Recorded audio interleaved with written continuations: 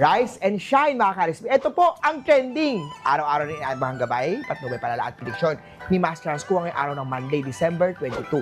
Tatlong araw na lang ha, Christmas na. Simulan natin.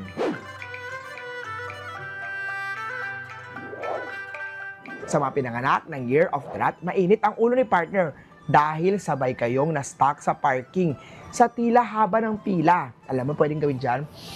Hinga ng malalim, exhale out, smile, at mag-date sa coffee shop. 8 at green. Care of dogs naman tayo, umiwas sa biglaang swipe. Mag-check bago mag-duplicate yung mga purchase mo. Sayang yung pera dyan. 1 at yellow. Kay Tiger naman tayo, double check if nasend na ang year-end report mo bago mag-leave. Red at 5. Kay Rabbit naman tayo, magpahinga muna bago sumabak sa next mall. Sadya namang mahaba ang pila. Napakadami ng tao ngayong panahon. Blue at 6.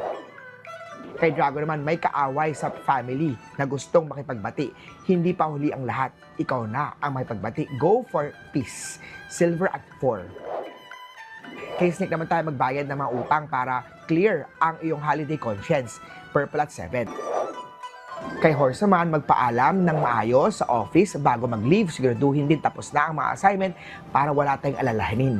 White at 2. Kay Goat naman tayo, magtabi ng pamasko para sa sarili. Self-love, ang fund ang kailangan yan. Yellow at 9. Kay Monkey naman tayo, ikaw ang clown ng pamilya at nakakatawa habang nag-aaway ang iba sa parking. Napapawala kasi ang mga problema, ang mga issues nila.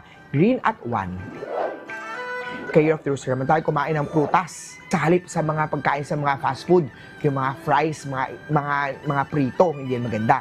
This is the season para bantayan din ang kalusugan. Lalo na, marami tayong left and right na Christmas party. 5 at red.